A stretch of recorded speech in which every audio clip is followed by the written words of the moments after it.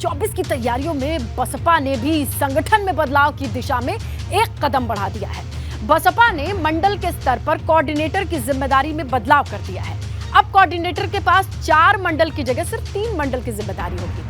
मतलब अब बसपा पहले से ज्यादा मंडल को कोऑर्डिनेट करने वाले उनके कोऑर्डिनेटर ज्यादा होंगे। इसके साथ ही बसपा ने साफ कर दिया है कि आने वाले दिनों में ग्रामीण स्तर पर पार्टी अपने अभियान को और तेज करेगी।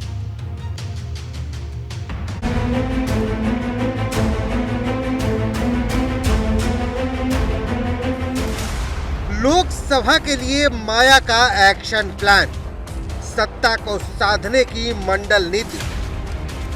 गुरुवार को हुई बसपा की समीक्षा बैठक से जो संकेत निकले, शुक्रवार को मायावती ने संगठन के स्तर पर बदलाव कर उसी ओर बढ़ने का संदेश दे दिया है।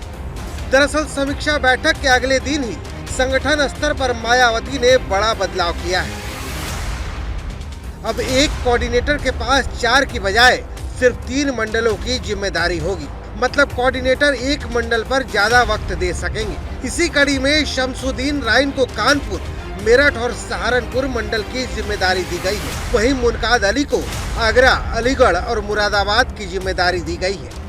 पार्टी में जो नई व्यवस्था लागू की गई उसके तहत अब 4 की जगह 3-3 मंडल पर कोऑर्डिनेटर की व्यवस्था को लागू किया गया है। इसी कड़ी में पार्टी के राष्ट्रीय महासचिव और पूर्व राज्यसभा सांसद मुनकाद अली को फिलहाल आगरा, अलीगढ़ और मुरादाबाद की जिम्मेदारी सौंपी गई है। वहीं बात करें शमसुद्दीन राइन की तो उनको कानपुर, मेरठ और सहारनपुर की जिम्मेदारी दी गई है। हालांकि उनके साथ में उत्तराखंड राज्य की भी जिम्मेदारी पहले की तरह ही बनी रहेगी। इसके अलावा भी पार्टी में अन्य पदाधिकारियों की जिम्मेदारियों में बड़े बदलाव किए गए हैं। माना जा रहा है कि आने वाले दिनों में बसपा में संगठन के स्तर पर और भी कई बदलाव हो सकते हैं। जिस प्रकार से पिछले 3 चुनाव में बहन जी ने की पार्टी का लगातार वोट प्रतिशत कम हुआ है और साथ में ही ऐसा प्रतीत होता है कहीं न कहीं वो सामाजिक न्याय की लड़ाई नहीं लड़ रही हैं, तो इस बार हमको बार बार संदेश हो रहा है कि कहीं न कहीं भारतीय जनता पार्टी के इशारों पे या भारतीय जनता पार्टी के दबाव में आके वो काम कर रही हैं।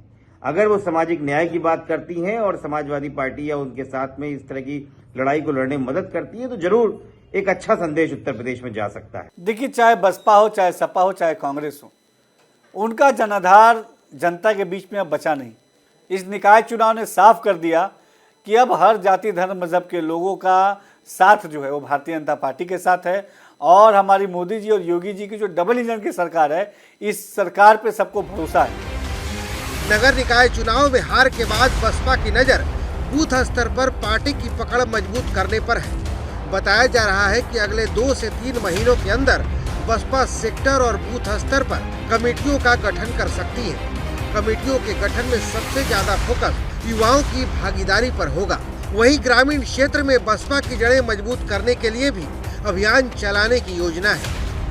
मायावती ने पार्टी पदाधिकारियों के साथ जब बैठक की तो उसमें भी यही निर्देश दिए कि अगले 3 महीने तक बूथ स्तर की जो कमेटियां हैं उनका रिव्यू किया जाए, उनको पुनर्गठित किया जाए। पुराने कार्यकर्ताओं के साथ उसमें कम से कम 50% चेहरे जो हैं वो नौजवानों के नजर आने चाहिए। पार्टी का साफ मानना है कि अगर बूथ कमेटियां मजबूत हो जाती हैं तो 2024 की राह, 2024 की लड़ाई काफी सरल हो जाएगी।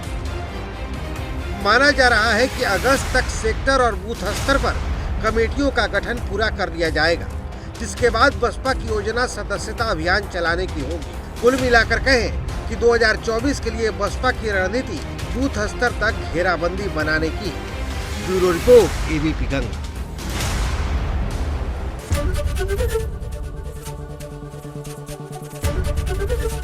एबीपी गंगा, खबर आपकी, जुबान आपकी।